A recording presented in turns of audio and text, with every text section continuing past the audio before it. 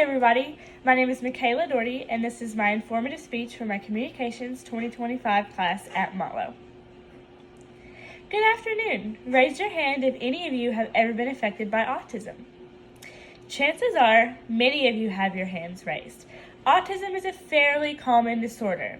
However, it is a little bit strange, so that's what I'm here to talk to you about today.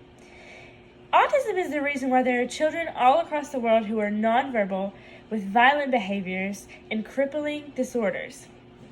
But autism is also the reason why there are children all over the world who are exceptional in certain areas and subjects, such as math or science. A real-life example would be my twin sister, Mackenzie.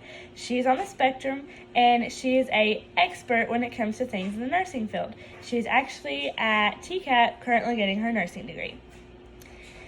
So I'm going to talk to you guys about the definition, the characteristics, the causes, and the treatments of autism. So autism, also known as ASD, is a spectrum disorder that causes social, communication, and behavior challenges. It appears to be a disorder of the brain, but studies have shown different brain patterns in individuals that have autism.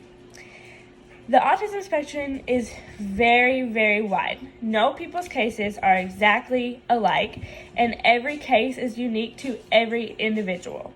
That's important. This means that not two autistic people are going to have the same two symptoms. For the most part, they're going to be different, whether it be different tics or different things they're fixated on. Because autism is a spectrum disorder, there is a very wide range of characteristics. One of the biggest characteristics is something called stimming. So I have personally seen this. I've done a little bit of work in some classrooms, and I have personally seen one-on-one some different ideas of stimming. So a good example of stimming is rocking back and forth, whether that be the entire body rocking back and forth. I have seen kids rock their hands back and forth or rock their head. They also have stim toys, which are toys that they like the texture of. They like how they feel in their hands. They like the buttons and stuff like that. And they also can speak more than one word over and over and over again. Again, I've seen this. This could be an example of please, please, please, no, no, no. Now, I'm not saying that every child who repeats a word, stims, or rocks their hands is autistic. That is definitely not what I'm saying here. Another characteristic of autism is the variety of behaviors. One of the main behaviors that we see is something called obsession. May even lead to obsession-compulsive disorder.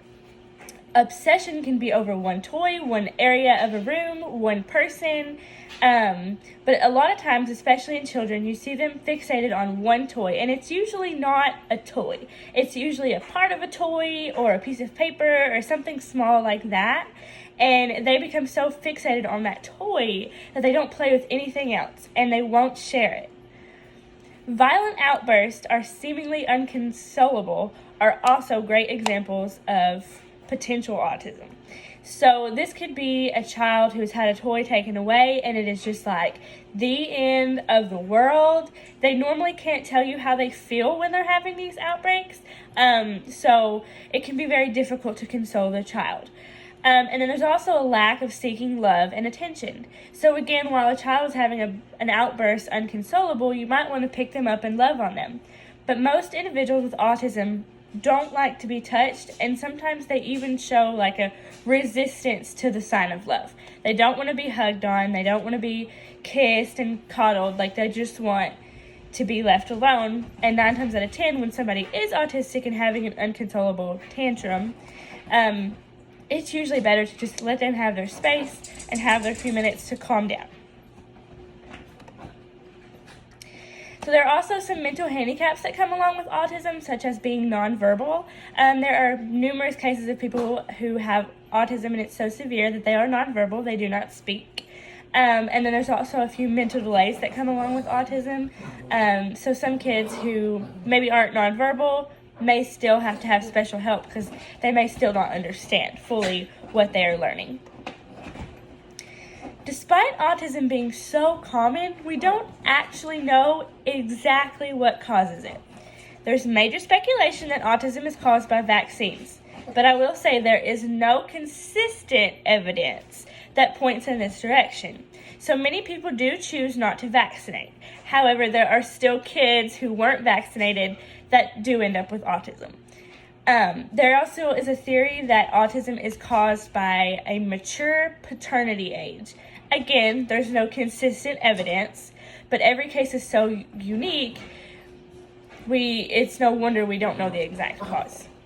But autism is most likely genetic.